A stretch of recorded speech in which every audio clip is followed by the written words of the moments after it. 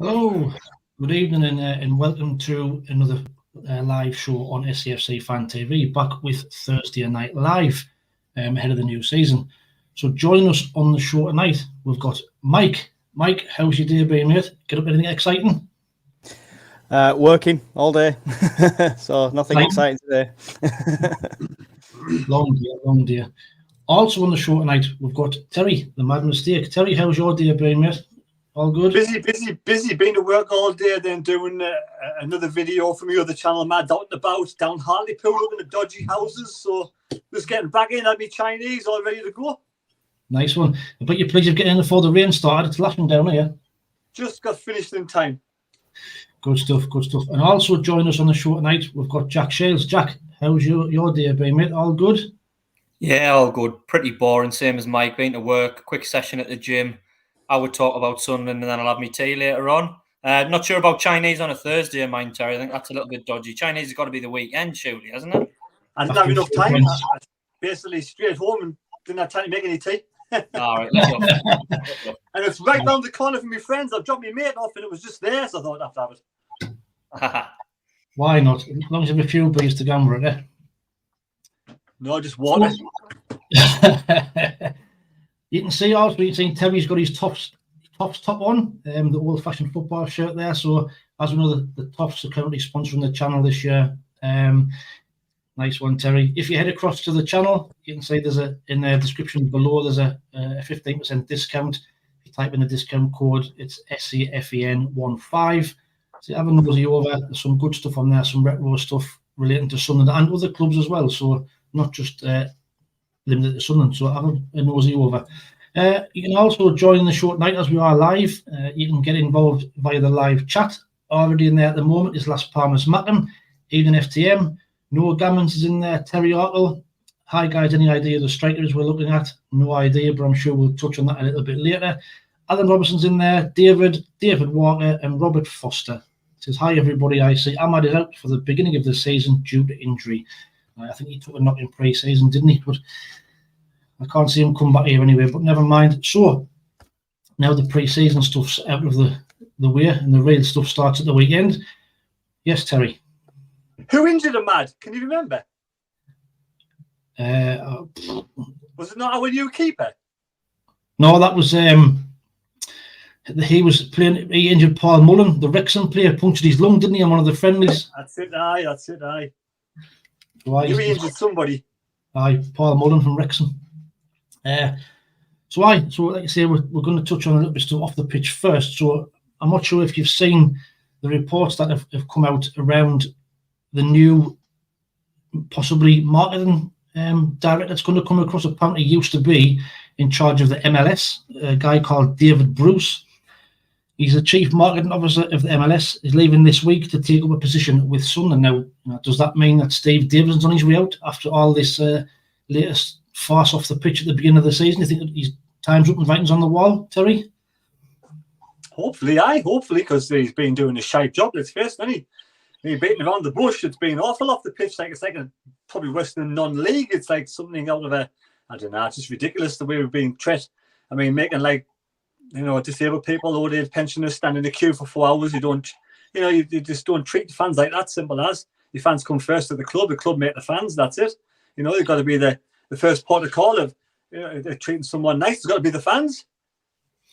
Well, this guy, I did a bit digging about him today. So he joined the MLS in 2012, and he also worked on the things like the 2012 Olympic Games as well. So he's got great experience for marketing. So if it's true, apparently there's been some reporters trying to contact him for comments, but he's declined to comment. But Jack, what's your thoughts on that? Is it a good thing if Steve Davison gets replaced, or are you not really bothered? I mean, I'm not someone who focuses too much on off the field issues. I prefer to talk about what I can see in front of us. I mean, I know the role that Davison has. I agree with what Terry said. I think you're looking at what job he does, and is he doing a good job or is he doing a poor job? There's been not just one way, and we've touched on it on this channel quite a few times. Many issues whereby we've had problems. From the scanning issue to the poorly arranged kit sales and organising those, you know, and there are other ones that we've spoken about time and time again. And fan engagement's a big part of your football club. You know what I mean? If you get your fans on side, then you've got a passionate fan base. You're more likely to get them through the door, and it does play a part. It's only a small part, but it's a very important part. So I don't know much about this David Bruce guy. I think MLS is a bit of a funny one. The Americans tend to have a different take on football, don't they, compared to us? I mean, they call it soccer for starters, which, you know, wouldn't go down too well at the stadium, right, if you start saying the soccer game on today. But they're probably different way to look at things. They're big on getting the crowd engagement, aren't they, in America? You know, they're all about having a good fan atmosphere and experience. So, like I say, I don't know that much about them, but I'm a big believer that if things aren't going right, then you do try and fix them. So I wouldn't be against the new fella coming in and trying something different. I think the way we are at the minute, something's got to change, hasn't it? We're absolute farce off the pitch. Mike, what's your thoughts on this new guy possibly coming in to head our marketing department? Yeah, you hit the nail on the head. He's not doing his job, is he? So we've got to do something. He's got to improve quality for the fans and the experience. And I think you're right. It's the MLS. It's all about the fan experience and stuff like that. If you go to any of the games over there, it's all about engagement and having the best experience. The only thing I do worry about, if he was responsible for the 2012 Olympics, do you remember that one-eyed mascot, Samson and Delilah? Let's hope he's not going to come in and change Samson and Delilah. Right, back in the chat. Bristolian Matham's in there. Hello, ladies and gentlemen. Robert Foster's in there and Chris Johnson. Dave Bruce is a huge Sunderland fan and his CV is outstanding. So if that's the case, then happy days. As long as he's not related to Steve Bruce, you know what I mean? As long as he's nothing to do with Steve Bruce, we want to make that clear. Well, I think apparently he is Sunderland based. I think he studied at Northumbria University, so he has got roots here. So he understands the area, which is good. Right, we've got 83 watching at the moment. Thank you very much. Please don't forget to smash that like button. We've got 6 likes at the moment, trying to get 100 likes before the end of the show. So pre-season come to an end on Tuesday night, where we thought we were doing quite well until Tuesday didn't really go to plan. We had a strong starting lineup. We had Gooch, Trent, Bat, Rigg, Barr, Bennett, Pritchard, Huggins, amongst others. They're the first team. We'll be expecting for to stay a place in the first team this season. And to be honest, we were absolutely shocking. And Jack, you were down there. So, what was your thoughts on that shocking pre-season performance? Yeah, pretty poor from the off. To be fair, Wayne, just really looked like they weren't really going to give their all because it's so close to the season. I've got the feeling 1 or 2 were hanging back a little bit. I also felt that they didn't match Hartlepool's levels of commitment. Surely, if you're playing for Sunderland and you're going for a pre-season game at Hartlepool, you should know what to expect. Hartlepool are going to be strong in the tackle. They're going to be fighting hard. They're going to be bang up for it because it's a big game for them. You know what I mean? It's a big crowd, 6,500, 7,000, I think there was down at Hartlepool. Probably one of the biggest gates they've had in a while. And anytime Hartlepool are going to play the likes of Sunderland, Newcastle, Middlesbrough, they're going to want to put a show on and really upset them. And I think a few of our lads took it lightly. Huge complacency. Come into the game probably thinking, we'll just turn up and win the game and not even get out of second or third gear. And we were poor, particularly on the ball at the back. We gave them several opportunities before they actually put one away. Pritchard gets us back in it with a well-taken free kick. And then we had a 5 or 10 minute spell whereby we looked like the tables were turning, and then 2 goals in a couple of minutes. Really, really, really poor. Gifted them the second one, and then the third one, they took well. The keeper was slow to dive, and suddenly you find yourself 3-1 down to a team that, let's be honest, they're a non-league team. They're relegated from League 2 last year. And you said it was a pretty strong team, Wayne. I think it was strong in the essence that a lot of those players that you mentioned have first team experience, but I don't think there's many of those that you put in your first choice 11, to be fair. Possibly Danny Barth, possibly Pritchard, but other than that, I think they're going to be fringe players. So really what it was a chance for them to stake the claim, and they didn't do a very good job, to be fair. There's not many of them on Tuesday night show, and would you say, yeah, they're going to be ahead of someone who was on the bench. Got a little bit better second half, but again, it's 2 sloppy goals. Hartlepool were clinical. 5-2 was a little bit of a harsh result, to be fair. I don't think there was that much difference between the two teams, but a bit of a warning sign, a bit of a bring us back down to earth ahead of the new season, and just remind us that we might have been unbeaten, but you can get brought back down to earth with a bad result, and that's exactly what it was.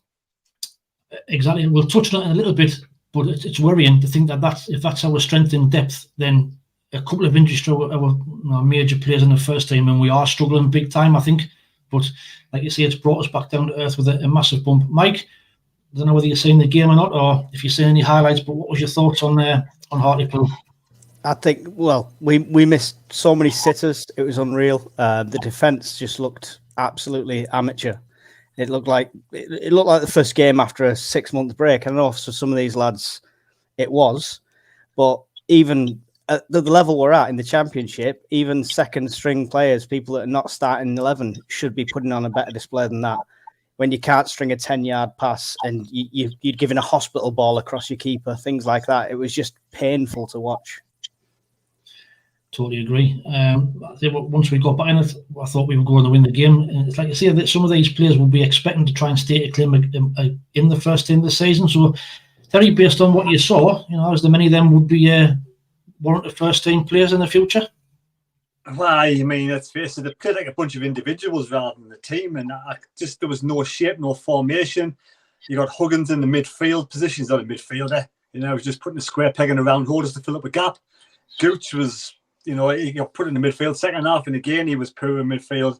Danny Barton looked way off the pace. I'm very disappointed in how he didn't look as fit as I thought he would have been.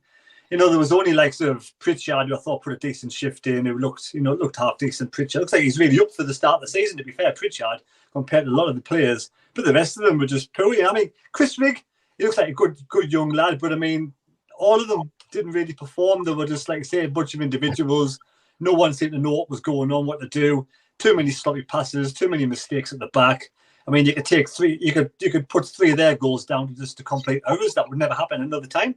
I mean, but like I say, a majority of those, there's only like Danny Barton and Pritchard that you would really start in your first team. And like so Gooch would be on the bench, Benetti would be on the bench, and obviously Chris Rigg at times. And the rest of them sort of benches, aren't they, really? So, we are lacking depth and strength and depth. But I think a lot of those players, at the end of the day, it's only a friendly. I mean, a lot of them didn't. It's a stupid time to have a friendly midweek before the new season starts. I mean, who's going to really break the neck trying to get stuck in a pre-season match like that? So I thought the timing was all wrong. That game should have been played before South Shields, I would have thought, or just before they went to America. But it is what it is. Look on the bright side, they've all had 90 minutes run around, well, majority of them anyway. They've got a little bit fitter. Danny Bath, we know how good he was last season. You don't just lose that in pre-season. Clearly he's not fit enough. 90 minutes under his belt will do him the world of good. 90 minutes, Pritchard as well. Pritchard lasted quite long. And Tony Mowbray was never going to make many changes, never going to bring any of the first team in because he knew he wanted to rest all those for the weekend. We couldn't afford to get an injury. It was only Patterson came on because Young had a concussion, I think it was, the young lad in goal. He can't risk a 16-year-old in goal if he had a concussion. So I can understand the one change, but the rest of them, I'm pleased he rested the rest. So on Danny Batt, do you think, could the possible transfer speculation have affected him? Do you think that's had an effect on his performances? Because for me, he looked miles off the pace and just didn't look interested. Jack? Wait, he's either not fit enough or we don't know something, and like he's had his head turned a little bit. I don't know. I don't want to say because I think he's a proper professional, Danny Bart, and I've got plenty of time and respect. And I like Danny Bart as a footballer. So I'm probably thinking maybe he's just not up to scratch at this moment in time, and probably needed that game and a bit more, another 2 or 3 more weeks before he gets up to scratch, I think. Well, I think it might have been, he might have had his head turned a little bit because it looked like his concentration was gone to me. 3 or 4 times he tried to play the ball back to the keeper and he played a short pass. Now once, you can sort of forgive, but 3 or 4 times in the first half, he put a young goalkeeper under pressure by an underhit ball. And then the couple of times he did get it, he hoofed it out of play. He then went long when we had nobody up front at all at one point, and he went long as if we had someone like a Cameron Jones up front, you know what I mean, to hold the ball up. And that would be my only worry with Danny Bart. We all know what sort of player he is, and he was excellent last season. You know what I mean? He was a leader at the back. He was solid. He was strong. Great aerial presence, which we were missing. Not doubting that one bit, but I think in the style of play that we're going to play, I'm not sure he's going to be suited really that much to playing out from the back that much. Because from what I've saw with him on the ball, I don't think he's brilliant on the ball. I think he can cope on the ball, but it's not a strength of his. His strength's more so what I call the old-fashioned dirty side of defending. You know what I mean? Putting his head where they wouldn't put the boots and grafting and tackles. And And I know people say, well, that's what defending is. And it is. I'm not knocking that. That is the primary objective of the defender. But I think in the style that we play, I think you need to offer a little bit more. Like Ballard, like he's a little bit more comfortable on the ball. And I don't think Danny Bath, is great at that. So whether or not the two new lads, Seal or the Australian lad, Triantis, is going to be any better at that. I mean, we haven't seen enough of them to say that. But yeah, it did make us concerned. And maybe a defender is another option that we need to look at. Maybe we're still short there. Who knows? I think we're going to probably talk about transfer targets later on in the show. But that might be something that we need to look at. Totally agree. I think based on what I've seen now, I think Luke O'Nien is probably a certainty for the start on Sunday. I really do, because Triantis is clearly not ready. So I think it'll be Luke O'Nien who plays along Ballard, and I will touch on that a little bit later. But Mike, could the injury, he could be still suffering the effects of the injury at the back in the last season. Danny Batty was out for the last 4 or 5 games, so could that be a factor why he's still not up to speed? I don't think he'd be even on the pitch if the injury was a factor. The physios just wouldn't allow it. I think it's more likely that he's got his head turned possibly by Blackburn, something like that, and he's just distracted with it all. That's the only thing I can put it down to. Aye, it's a strange one. Like I say, he needs to raise his game before the season starts. So we're back in the chat. Will Allen, what was the midfield base? We had Huggins in midfield and changed with Gooch. I think in that game, Gooch and Huggins had about 4 or 5 different positions. Gooch was getting caught out of position loads of times. He was up the pitch. I think he was playing left wing at one point. Robert Foster can't understand why Huggins started in midfield and Gooch at right back. I think like what Terry's touched on was because he didn't want to play anybody else, just in case of getting them a run out, getting them 90 minutes before the weekend. Bristolian Mackham. Mowbray did it on purpose to save players from injury and show KLD will need more strength, more depth. What's your thoughts on that, Terry? Think he did it on purpose? Well, I don't know. I mean, end of the day, it depends who has final say on picking the team, doesn't it, really? Should we say? I mean, we don't know who's decided to play these players and who's... I mean, I kind of think that Speakman's in charge full stop. That's my personal opinion. I think Speakman's got a lot more to do with this team that people think he has. I think he's in there deciding on. Might not pick the team, but he might pick the team. I don't know. I just think that I don't know. I think if the season goes badly at the start, I don't think KLD and Speakman want Mowbray there personally. I think they want one man in. So. I want to see Tony Mowbray do well and just rub it in their faces, but I don't know. It's just a matter of playing players. That's all you could play. There was nobody else you could play. We got nobody else. Teddy's injured. You got Sleety's injured. You got plenty of players that are out. So for me, it was just a matter of making a team up without getting any of the first teamers involved, because we all know the 11 that finished on Saturday, 10 nailed on starting on Sunday. Possibly Bellingham and Pritchard. That one's a bit... I'm not sure which one will start between those two, but the other 10 are nailed on, so they were never going to get in the pitch apart from the keeper. Right. Well, I think he did say after the game, didn't he? He did say that I've got no qualms now about what the starting line will be on Sunday, so he's already picked his team. Jack, what's your thoughts? You think he did it on purpose to prove a point?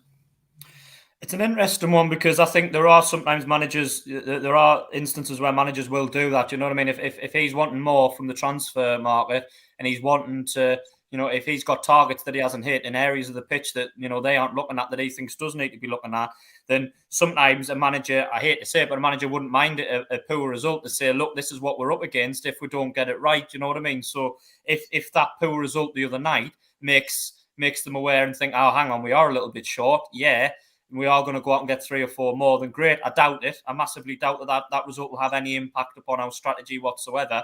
I think more so it was partly the timing of the game, because 4 or 5 days before the season starts, he's not going to play starting 11, because if Mowbray had played his full strength 11 and 2 of the players had got injured, the fans would come and say, why are you playing 2 or 3 of our first choice 11 4 or 5 days before the season starts? Are you stupid? They're going to be injured now. Do you know what I mean? So he's sort of on a hide to nothing with the way the fixture was organised, and all he could really do was turn out a sort of, first team featured 11, but, sort of really second string with the majority of the players that were there, and hope that they turned in a decent performance, which obviously they didn't. But I definitely think we're short of certain areas, and I think it was highlighted on Tuesday night.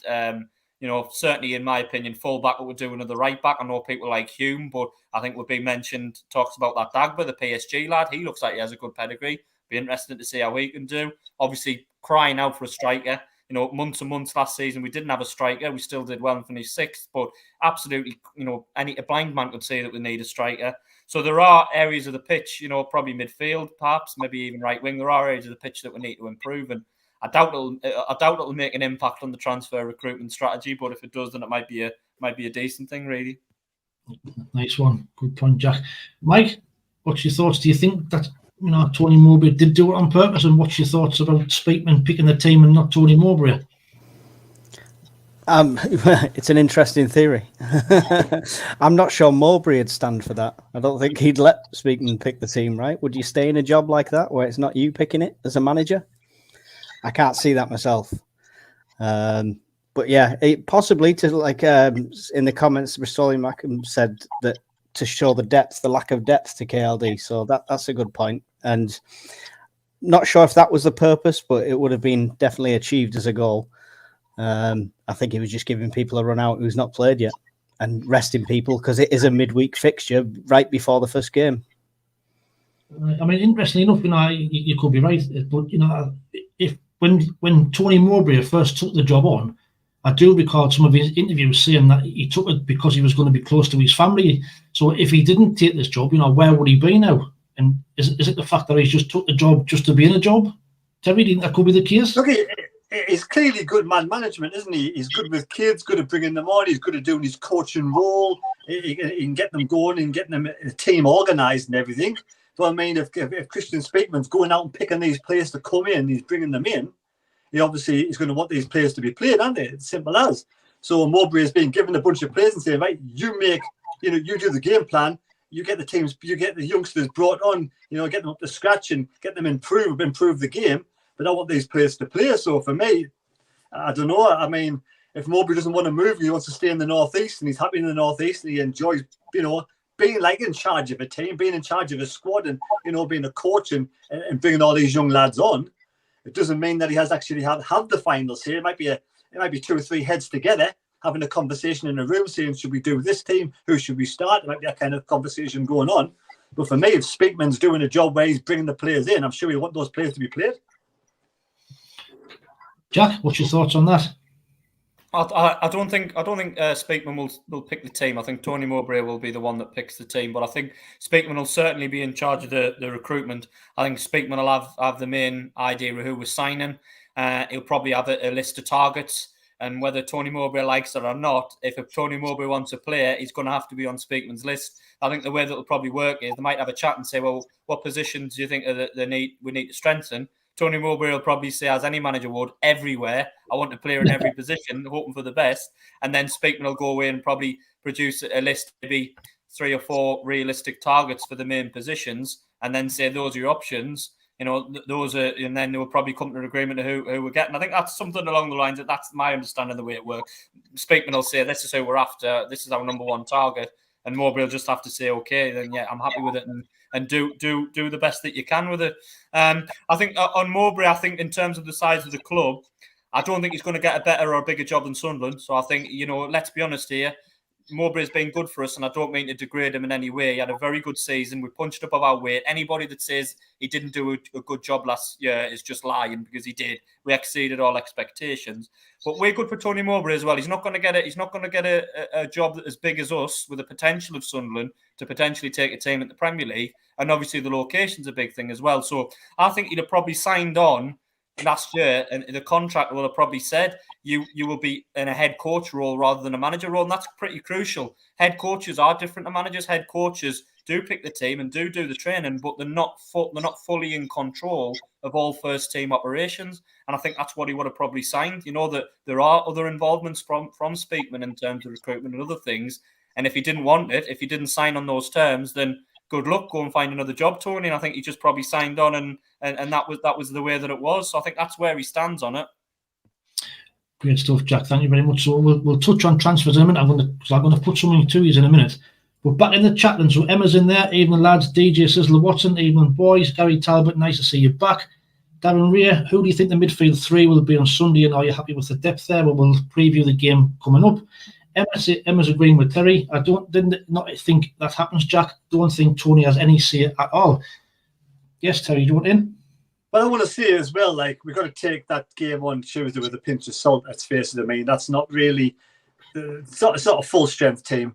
You know, you got players out of positions, you got players that you would never start in the first team. But also, I mean, you could take one of those, you could take like individuals from that team and put them in the first team, and they'll probably fit in and play well. I mean, say, for instance, if Cirkin wasn't fit, you could slip Huggins into that position. He'd probably have a good game in the first team with good players around him. You could put Gooch somewhere in that team. He'd probably have a good game. A one-off player, when you put 3 or 4 of them in, that's when you start to take away from the skill level and the final result. But one of those individuals, Triantos, could probably fit in the back four, and you'll probably get away with the back four with Triantos in it while he's not 100% fit. But it's just because that whole team on Tuesday, there was a bunch of individuals, there was no shape, and a lot of players underperformed big time. I mean, Huggins made 2 awful mistakes. I've never seen Huggins made a mistake since in the games he's played full stop, but he made 2 in that one game because he was out of position. Yeah. So for me, you can blame Huggins for slipping over and this, that, and the other, but in his correct position, he's a decent player. We saw him last season. When he came in, he did the team justice. I agree. I see Huggins at left back is probably he'd probably have a battle, wouldn't he, to certainly be fit with Alicia being out as well. So good shout. Right, we've got 139 watching at the minute, but we've only got 6 likes. But if you liking what you're watching, please hit that thumbs up. Trying to get to 100 likes before the end of the show.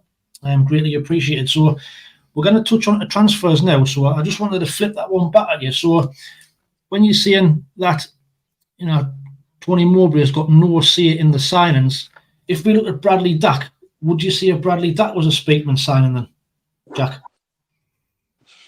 No, I think that would have been very heavily influenced by Tony Mowbray, but I also think that was done very quickly and easily because of the availability of the transfer. Do you know what I mean? Bradley Dack's a free transfer. You don't have to pay for him. You don't have to organise a deal or a fee with the club. You can sign him on a 1-year deal on probably.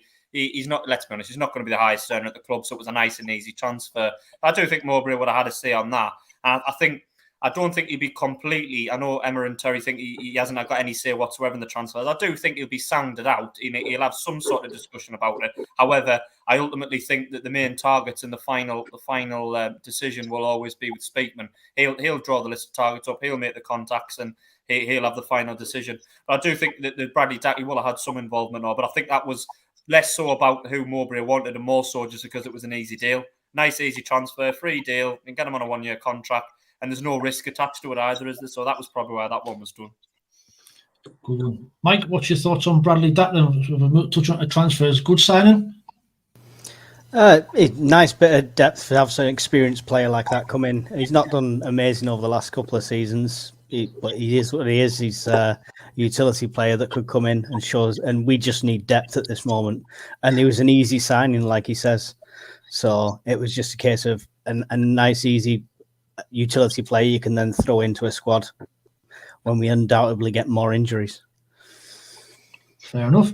Apparently we're on 52 likes. My screen hasn't refreshed. I'm only on 6, but apparently we're on 52 likes. 66. We're on 66. Keep smashing that likes button. I do apologise. My like button is stuck on 6. Terry, then, so Bradley Dack, free transfer. Apparently the wages on it is not very high, so it was a no-brainer really if Mowbray gets the best out of him. I've seen some comments from Blackburn fans to say Tony Mowbray is the perfect manager for him. So what's your thoughts on Bradley Dack? Good signing? Yeah, I think Christian Speakman's a big Love Island fan. That's why he voted. Personally, it's a bit of publicity for the team and for Sunderland. I mean, KLD probably watches Love Island as well. But I mean, I can understand where he comes from with the Tony Mowbray connection. I mean, we'll have some say. Obviously, he'll speak his mind, and he's not just a robot. But I think the Bradley Dack thing's been going on for months, hasn't it? I think in the interview he said they've been going on for like since 6 weeks, since February or something. Even since the beginning of February, you've been talking about it. But I mean, is this not like just a long-term thing to get rid of Pritchard eventually because he's on higher wages? Well, Pritchard's been told his contract's not getting renewed next season, hasn't he? So Pritchard, Gooch, and there's another one, the 3 of them are getting Pritchard, for me, but I think Pritchard in the pre-season's done exceptionally well. I think he's really been shown a lot of energy. Now, is he just being like that because he wants to? He's in the shop window. He knows he's in the shop window, so he wants to get like a move somewhere else, or is it just getting fitter now because he's had a few injuries and he's starting to get fitter? Good pre-season, getting fitter. But I like to think we'll keep Pritchard because I mean, there's no guarantee Dak will ever get back to full fitness, is there? Let's face it, he's had some horrible injuries. We all hope he gets back, but he could come back a couple of games and be out for the rest of the season. So I hope we don't just get rid of Pritchard before the season starts. That's the danger, isn't it? And then leave us lacking again. I think where we are at the moment with numbers wise, I don't think he would dare get rid of Pritchard, would he? But if they're not renewing his contract and somebody comes in with a bid, then who knows? Who knows? Back in the chat, DJ Sizzler Watson says, friend of mine who works at the UL sees Mowbray every day and he speaks with him every day. He's fully committed here. He came here to be successful, not to be close to his family. Fair enough. And Emma Hunt says, don't forget that you can subscribe as well, so you don't miss a thing. Yes, you can subscribe and become a member. And the link's in the description below. It's doing your job for you, Wayne. He is, he's doing a cracking job, isn't he? So on transfers, and based on what we've brought in, we've got Emir, Bellingham, Triantis, we've spoke about Dak, the new lad Mienda, Sealt, and obviously we've got the new goalkeeper in Bishop. So out of those, who do you think's been our most important signing of the window so far, Mike? Bellingham for me so far. Just for the potential of a player he is at such a young age. I think he's going to be a diamond. Keeping hold of him might be difficult in a year's time, but I think he's the best one we've got so far, in my opinion. Well, I think he's coming to the team the similar kind of route to what Jude took. I think he had a breakout season 17-18 with Birmingham, then moved to Dortmund, didn't he? So if he has a breakout season with us and does really, really well, then who knows? Terry, who do you think's our most important signing been in the summer? Well, I think the one that, for me, I think that one I've enjoyed watching so far has been Semedo. I think he's got a couple of goals and looks really good up front, and he looks like he's get stuck in, and he's got loads of potential, just the same as Bellingham. Bellingham, again, loads of potential, but I think the most important area is the striker at the moment, and we have Bellingham, and we've got Pritchard who is in a similar position. So for me, if we didn't have Semedo, we'd have nobody at the club. We'd be absolutely screwed at the start of the season. For me, striker-wise, we didn't have Semedo. So for me, he's the most important person we brought in. I just hope he can make the cut in the championship and, and progresses the way he did really well last week. I mean, the most of the team in the first half did really well against Real Mallorca last week, and I thought he took his goal well. Seems to be good with his head. His footwork, he seems to be quite good. I mean, obviously the passing's a bit off yet with the team trying to get the ball to him. He seems one or two straight passes, but apart from that, I think there's a lot of improvement to come, and I think I can see some good future with him, mate. Totally agree. Jack, I know Tony. I don't know what you're saying. Tony Mowbray's comments today, but apparently he's been doing some interviews for the AFL, and he has said that we have got some bids in for strikers, and one is very close to landing. Now, he didn't say who it was, but he did say they've got lists of players who they're working with. They've got 4 lists, including English and foreign players, and they're working their way through. Some might prove to be too expensive or they don't want to come. So hopefully we're going to have another striker in very, very soon. But based on, like Terry just been saying about him here, who's your most important sign of the summer? Well, the obvious answer would be the striker, isn't it? But I think also an important one, just you sort of flipping that round, would be the goalkeeper as well. Because as important as a striker is, Anthony Patterson is a very good young goalkeeper. But if we didn't sign Bishop and Patterson got injured, we're down to young players again. You know what I mean? We're leaving ourselves bare in certain areas, and this is what the recruitment strategy leaves a little bit to be desired for me, because we're quite top heavy in some areas, and yet we're not in other areas. I mean, attacking midfielder now, let's be honest. We've got 3 that could all get regular first-team football. Pritchard, Bellingham, and Dak. I know people will say, well, Bellingham's more of a centre midfield player. Okay, that might be the case. He might be centre midfield player, but from what I've seen of him, he likes to get forward. He likes to bring the ball forward and sort of play off the strikers. So we're strong in that area. We've got sort of 4 or 5 centre-backs as well. We're strong in that area.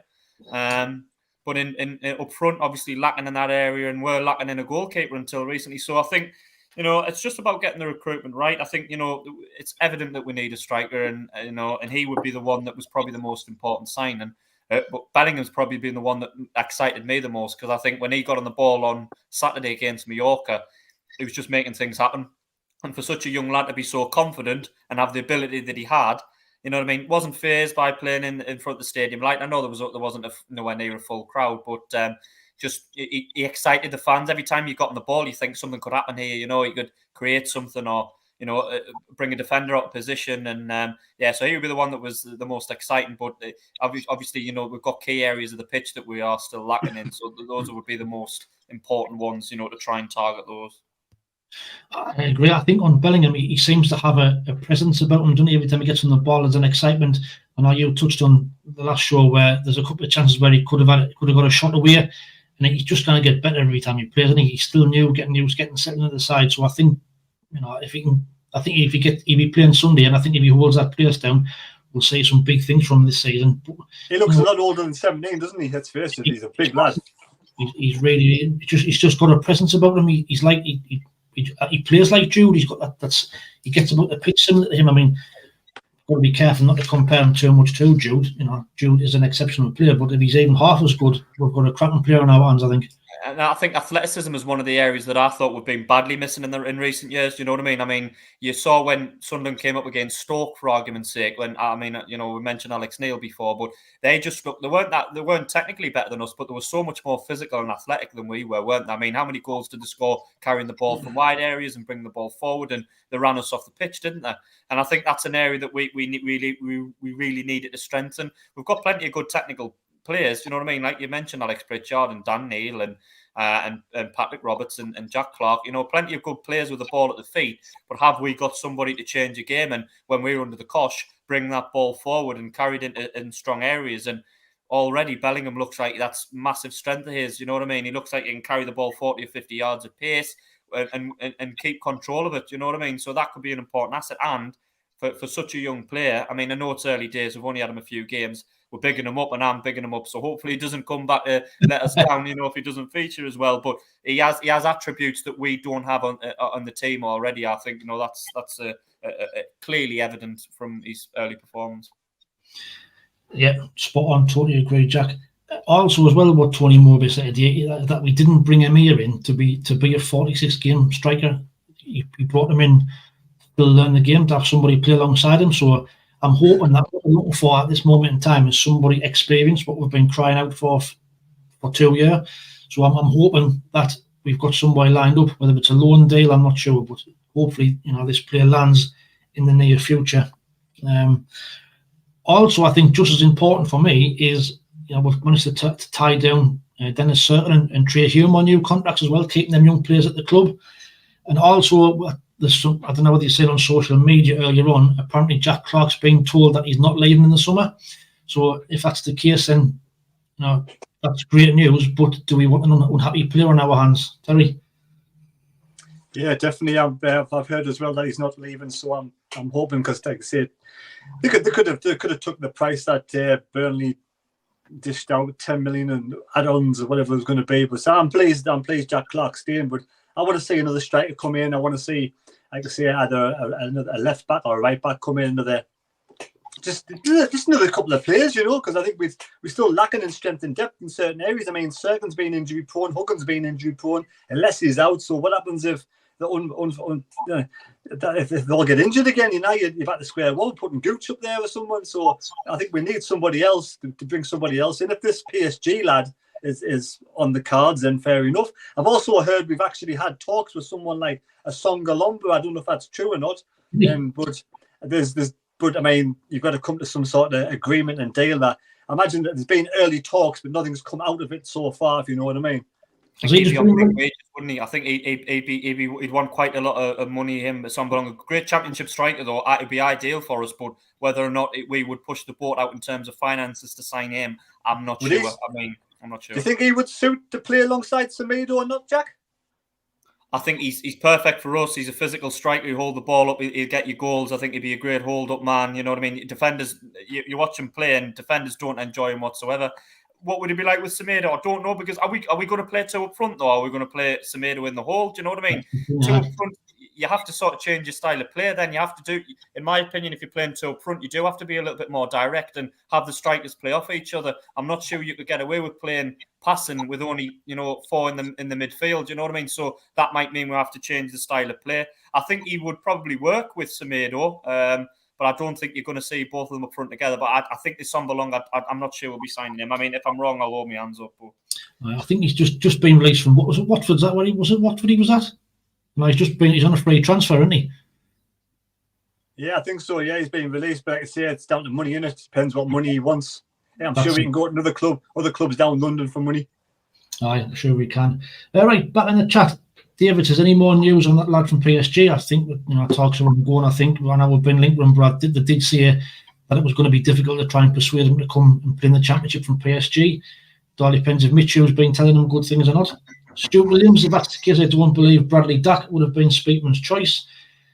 Peter Harvey, it's probably another young French player. I do not mind as long as plays for the badge. Bellingham and Samir were our best buys. What will your score predictions for the match? Well, we're going to get onto that a little bit later. Job has been brought, so Mowbray can work his magic on him, and he's sold for huge profit. Do you not think, lads? Well, that's the model. That's the model. Stuart Williams says Dak played 33 games last year. I think he did, but I think it was in fits and starts. He was in and out, wasn't he? Emma Hansen, when is Emwo due back anybody? I think he's just had another operation. He's had a minor setback, so it's going to be another month or so for him. Colin Major, by saying that when you're pissed, Terry, I don't know what that was. Sombalonga. Oh, the Sombalonga. So, Sombalonga. Right, 142 people watching. Me likes, I hope's correct. We've got 74 people who've liked, so please smash that thumbs up button. Try and get to 100 before the end of the show. So, on to Sunday's game and where the real stuff starts then. Ipswich were the final team to play at the weekend. Nice 5 o'clock kickoff, thanks to Sky. But it's going to be a tough game. They're coming out. I was looking at some stats for them today. They finished second in the League One last season. They scored 98 points, 101 goals. They were unbeaten in the final 17 games of last season. 13 wins and 4 draws amongst that. So they're not going to be coming up here, settling for a point. I think they'll be coming with a point to prove. They've got a good young side. Nathan brought it as well. Apparently, he's like a god down there at the moment. He wasn't injured. Played all the games down there, and he set the League One light. So, Terry, what's your thoughts on Sunday's game? Tough? There's no easy games that's faced in this league, is there? Especially at the start of the season. We saw Coventry last season where we went one up and then ended up being a draw. But yeah, I mean, you can look at the game on Saturday when we played the friendly against Real Mallorca. You can think, yeah, the first half was really good. Second half, they dominated. But then if you get there, a top 9 Spanish side, top tier. But also when we took off Semedo, and if he can't handle 90 minutes, we look really, there was nothing up top at all, So it's a matter how long Semedo can last and who do we have to come on when he goes up, because we looked just toothless completely toothless in the second half, majority of the second half against Red. Let's say chalk and cheese for me. I don't know if they played a weak inside in the first half and changed a couple around in the second half, but I thought they could say. But then again, they're a good side in a good league, so it's hard to judge where we are at this moment in time. I'm quite happy with the 11 or 12 that's ready to start on Saturday. The 11 that starts on Saturday, but it could be one of 2 in one position. I think we'll do well. Ipswich will be a difficult team, like I say. They've got that bit between the teeth. They're coming into the Championship. You get that bounce doing. We have teams that come in the Championship usually have a good start of the season. I hope that's not the case. They've got a good fan base, a good club, and I've got a lot of time for them. I just hope we can get the 3 points on Saturday and get the ball rolling. That's the thing, we know how bad our home form was last year. We need to hit the ground running and make the stadium like a fortress again. If we had a better home form last season, I think we'd have been challenging top 2. Back in the chat, thoughts on the young lads that have just come through the academy. Again, for the future, they're a work in progress, but they're at the right place. Yes, Terry? If I'd have been at work on Monday, I'd have been pissed off with this game being at 5 o'clock on a Sunday. I think it's shocking. It's a shocking decision to put it at 5 o'clock on a Sunday. I just don't get it. When has any team in the league ever played at 5 o'clock on a Sunday? It's ridiculous, isn't it? Like you say, if you want to go out for a drink before the game or after the game, you're at work the next day, so it's kind of knackered the plans, isn't it? Please, I'm off anyway, so it's all right. Does Sky have the Charity Shield on Sunday? Are they just trying to cram as many games on Sunday because the Charity Shield's on a different channel? Sky have that as well, do they? I think it is. I was just trying to think of reasons why they've crammed 3 championship games on a Sunday. I thought I might try and get people watching that rather than the Charity Shield if they didn't have that. They've just got football out. They've got the Friday. I think tomorrow night it starts on Chef Wedge. They've just got football all weekend. It's just crazy. Like I say, but 5 o'clock on a Friday, on a Sunday, is absolutely crazy. Will Allen says Ipswich were predicted to be in the top 6 by not the top 20 in the second tier podcasts. Emma Hansen says my biggest worry for Sunday is all the fans going to get in on that. With the club's said today that if they've got a promotion on where if you get there early before 4:30, all the drinks are 50% off. So I think it's just kind of a bit of a promotion to get there, get people into the ground and try and avoid what happened last weekend. So definitely method in the madness there, isn't there? Aye. No doubt the pumps will stop working for the beers, won't there? There'll be something that happens. It can be a free pint in the ground, and I probably still wouldn't drink it. The quality's not great. Like I don't know if anyone's ever had a pint inside the stadium, like, but it's not the best, shall we say? And that's putting it mildly. No, it's not the best. Bristolian Macam, I'd like to point out Ipswich have joined up with Sunderland to help raise money from people with the same issues as Marcus Stewart. So there's on Sunday we've joined up with the same Marcus Stewart for the Motor Neuron Foundation. So he's going to be the guest of honour, which is great from both clubs. You know, Marcus Stewart played, I think, 2 of his most successful spells were from us in Ipswich. So it's a great thing that's going on there on Sunday. So I hope they can raise a lot of money. Mike, what's your thoughts on Sunday? Do we need to hit the ground running? Yeah, definitely. Miyako is pretty much the starting 11 for me. I'm not sure what's going on with Luke O'Nien because he was supposed to travel with the team for Hartlepool, but it said it was family issues and he didn't go. So I'm not sure if he'll be starting or not. So I don't know what's going on there. But other than that, I think you saw the best starting 11 we could possibly have there with 1 or 2 tweaks. I'd like to see Pritchard on the bench, if not starting, because he looked really... He's the only one for me that looked up for it at Hartlepool.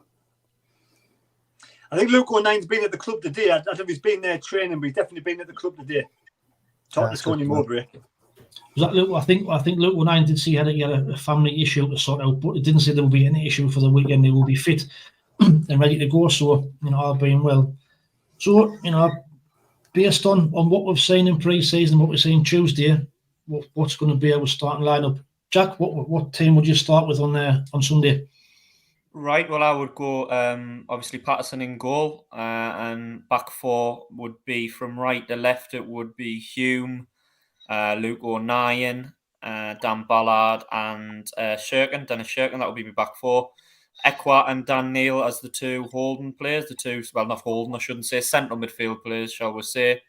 Obviously, Semedo up front, and then the 3 behind him would be Bellingham in the middle, and Clark and Roberts on the sides. That would be my starting 11. I think it's pretty self-explanatory. You could make a case for Pritchard behind the striker rather than Bellingham.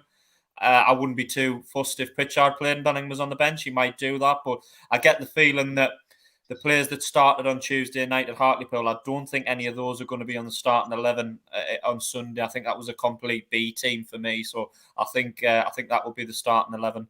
And I think in terms of Ipswich, we're looking at it, and most Sunderland fans will think promoted team. We're at home, should get 3 points. I wouldn't be taking Ipswich too lightly because I think the season they had last year, they've made some decent signings. I really like their manager, McKenna. He's done his sort of training, hasn't he, at Man United? And I think he's had a spell at Spurs as well. He's got a bit of good pedigree behind him. And I think they might be in for a good season. We surprised a few last year coming up and on the edge of the playoffs and qualified for the playoffs, scraped in on the last day, didn't we? And I think wouldn't surprise if Ipswich had a really good season and they were pushing, if not scraping into the playoffs like we did. So I think anybody expecting an easy game on Sunday is going to be sadly mistaken, and anyone expecting us to dominate, I think we're in for a really hard game. Ipswich are going to cause us some trouble. But great that someone's brought up the Marcus Stewart thing as well, because that's a horrible disease, isn't it? So anything that can be paid or give towards him for that, for someone so young to get something like that as well, is horrible. And I know he played a lot of games for both Sunderland and Ipswich. So that's a really good point that someone brought. I'd actually forgot that. So it's nice of someone bring that up. Nice, me too. Well said, Jack. Well said. Back in the chat. So our very own Wee Phillies in there. We rarely win our first game of the season. A 1-1 draw. Still hoping for 3 points. So Philly got a good point there. When was the last time we won our first game? Like you say, and I think it is going to be a tough game, a really, really tough game. They're going to come like what we did last year with the new promotion bounce. They're full of confidence. They won a good run back to last season. So like Jack said, under no illusions, that's going to be a really, really tough game on Sunday. Mike, what would your starting lineup be at the weekend? Any surprises? I can't say anything more than Jack, because that's pretty much the lineup I'd have gone with. It's same as the team against Mallorca. I wouldn't change much. Like I say, the only thing I would have is Pritchard on the bench to come on and make a difference if needed. Score predictions wise, I'm very optimistic that we're going to prove a point after the Hartlepool game, and we're going to go out and get 3-0. We'll touch on score predictions a bit at the end. But Heard it here first. He started early on the beers, hasn't he? Thursday night, early, quarter to 8, 10 to 8. Check his drink there. Terry, so what's your thoughts on Sunday, and what would your starting lineup be? Well, exactly the same we did against Mallorca. What Jack said, both lads said. I think that's one that starts again. Like I say, Pritchard. If he started Pritchard, I wouldn't be too upset. He's got a good 60 minutes in him, hasn't he, in the Championship? But I think Bellingham probably gets the start for me. I think the only problem we've got is Dennis Serkin will probably not last 90 minutes. He's just come back from a massive injury. He struggled to last 60. How long he was? He went down for there was a bit of an injury in the game on Saturday. He got back up. I think was he taken off about 60 minutes or something? Yeah. So I'd be amazed if he lasts any more than 70 minutes. So we'll have to have someone like Huggins on the bench to come and replace him at some point, I would have thought, because there's nobody else really to take over that position. Was the last time we won at home against Charlton in League One, where Gooch scored the last minute? Last minute. Yeah. Well, I'm going to go for exactly the same score prediction. 2-1, turn it around from 1-0 down to come back and score a late winner. That's what I'm going to say. Probably not Gooch, unless he comes off the bench and scores a late winner. That would be quite funny, wouldn't it? That's very accurate. That he said we'll come from behind, last minute winner. Jesus, yeah, you get a pound on that. You get a canny wedge if that comes in. Did we not beat Wigan? Did we not beat Wigan one day on the opening day a couple of years back? Was that we played Wigan. Did beat Wigan, but I didn't know, was that the opening game? Was it? Don't know. I just remember playing Wigan on the opening day. I think we beat them. Someone's put in the chat there. Is that Conrad? I don't know. I thought we beat Wigan. We beat Wigan 2-1. Yeah, well, there you go. A hat trick of 2-1s, first game of the season. I'm happy with that. Also, as well, this year we've got 9 subs, haven't we? So we've got more to pick from. So I think we're going to see more of them young lads on the bench as well. So, time will tell. But I think the same as you, I think that to be very little change. The only thing I think that'll change for me from the Mallorca game might be Pritchard will play, but I've got a feeling it'll be the same starting lineup. I think 09 will take his place as centre half. I really do, based on what I've seen of Danny Batt and Triantis. But I think it's good that we can have them 9 subs to have a bit more variation on the bench, really. Do you 3 lads think Chris Wigg will be on the bench? Oh, definitely, 100%. Yeah. I think he will. Yeah, I think so. I think Chris Wigg's going to have a massive part to play this season. I really, really do. I think impacting off the bench, I think he's going to, be a massive part of the season. If we manage him correctly, we've got a player on our hands there. You can just see it, but he has to be managed the right way. You have to bed him in nicely and not put too much expectation on him and handle him the right way, because his body's still going to be developing as well. Do you know what I mean? He's still quite a skinny lad, 16-year-old. He's still got probably a little bit of growing and filling out to do. Do you know what I mean? And that might alter his style of play. So you have to manage that as well. I don't know if I give my prediction win. I don't think I did, but I think I'm not as positive as the other lads, I'm afraid. I don't think we're going to lose, but I think it's got a draw written all over it, this one. I think our fans will be disappointed, but it wouldn't surprise me if it's something like a 1-1. I hope I'm wrong, but I would say 1-1. 1-1. Well, I actually had written down 2-1 before we came on air, so I'm going to go for a 2-1 win as well. So that's 2 2-1s, a 1-1, and a 3-0 for Mike. Get your money or get your mortgage on it. Right, so we've got 155 watching, 83 likes, still trying to get to 100. Back in the chat, Mickey Mac is on there saying, good to see our ugly mugs again. Thanks, Mickey Mac. Yes, Terry. Does anybody know what's happened to Lahaji? I think the talks are still ongoing. I think he's been linked with that Qatari Championship side, and I think his head's been turned, and I think he wants to be aware, reading between the lines. That's the way I read it. So I'd get rid of him. I personally don't think he's got any future. And we need to streamline our squad a little bit. We need to cut a few off. So That's a terrible move for him if he goes there for money, because it will be for money, but he's not going to get noticed there. That's a terrible career move. Well, it's just all that's where the things seem to be now. It's just money, and they've got no ambition. But at the end of the day, as well, he's a young lad. I mean, not everybody comes over to another country and hits the ground running. He might just not like it over here, which it's fair enough. If he's not enjoying himself, not enjoying his time in England, then good luck to the lad. Aye, time will tell. I think he'd be a weird personally, but say I'm not going to lose any sleep. Right, just before we announce the competition winner for the crew tickets that we've been running, I'm going to do some more predictions. So, our first 4 games are Ipswich, Preston, Rotherham, and Coventry. Jack, how many points out of the first 4 games? I think draw Ipswich. What was Preston? I think we'll beat Preston. Rotherham at home. Coventry away. There's another 3. I'm trying to be positive, and I think we might lose. I think we might lose at Coventry away. So 7, 2 wins and a draw. 7 points from the first 4. 7 points. Terry, how many points do you think we'll get out of our first 4 games and get off to a great start? I'm going to be more defeatist than Jack. I'm going to say 6 points. I'm going to say we'll beat Ipswich, we'll beat Rotherham, we'll lose against Preston, we'll lose against the other team. Coventry. You think we'll lose our good home form and poor away form? Switch it around from last season. At the end of the day, if we brought a mad back, say if we brought someone similar to a mad back and got a striker in, I'd be more confident. Until that happens, I don't feel very confident. Fair enough. Mike, how many points do you think we're going to get out of these first 4 games? Well, I predicted 3-0, so I can't go more negative than these, can I? So I was thinking 9 points winning the first 3 and a draw against Coventry. So that 9 for me. 10 even. Well, actually, you've mirrored me. I had the same. I had us winning our first 3 games and drawn at Coventry. Might be a bit optimistic. You two being on the whiskey. Might be a bit optimistic, but we'll see. Back in the chat, so Thean says, "You're all right, lads. I've heard rumours that we might get 4 million for Lahaji. If somebody offers £4 million, I'll fly him to Qatar myself, I think." Laughing all the way to the bank, me and you win with that. Dear me. Kenneth Devine says 9 points. John Nesbitt 7 points. Stephen, what are your thoughts on Lahaji? You said that. If we want to be up there this season, the first 3 games have to be must wins. Simple as that. I'd probably agree with you, Thean. Michael Bromley, I think we will win every game. Got to be positive. Emma says 2 wins, 2 draws. Matt BWFC says something to win it this year, but I hope you're right. Right, so the competition that we've been running for the 2 tickets for crew, which was kindly donated by Emma, where we had to be a member and you had to submit your questions to the video that was posted.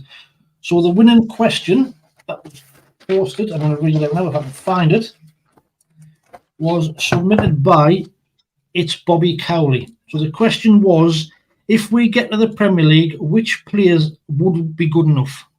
So I'm going to quickly chuck that one out there.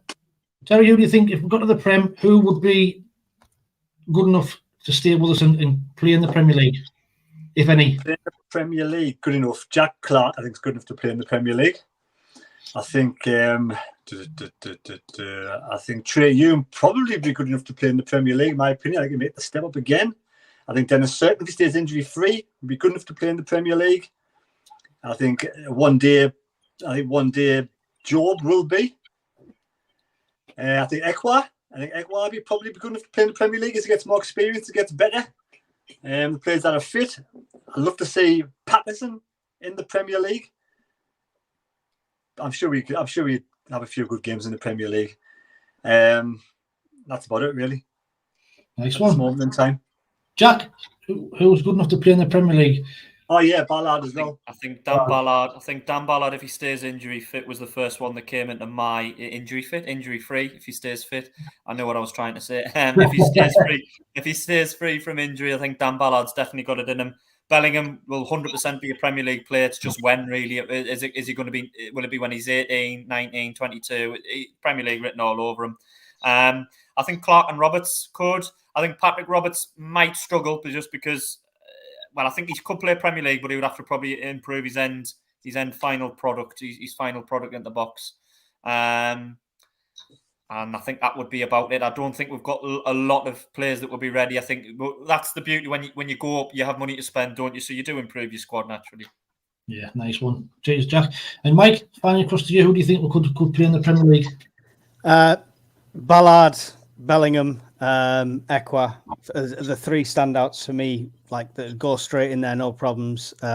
Jack Clark's good enough already, and everyone else. There's a lot of potential in the squad, like Bellingham and things like that. And to be honest, if we win the championship, they're all at a caliber where they can start in the Premier League. So they're all good enough. Oh, I like your style. Well, for me, I probably agree with what he's all said. But for me, just for sentimental purposes, I'd like to say Luke Wanai and start a game in the Premier League for us, just for where he's come, Mr. Sunderland in the Premier League. Be great to see him against Man United away or something, rocking into somebody. But, first game sent off. First game sent off. Never to be seen again.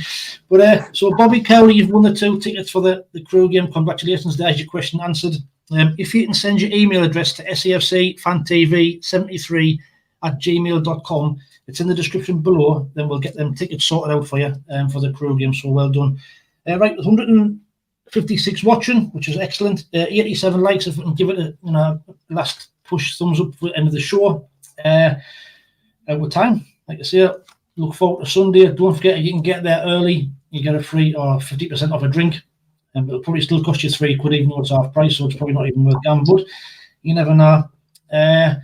Thanks for watching. So, Mike, do you want to say goodbye to everybody?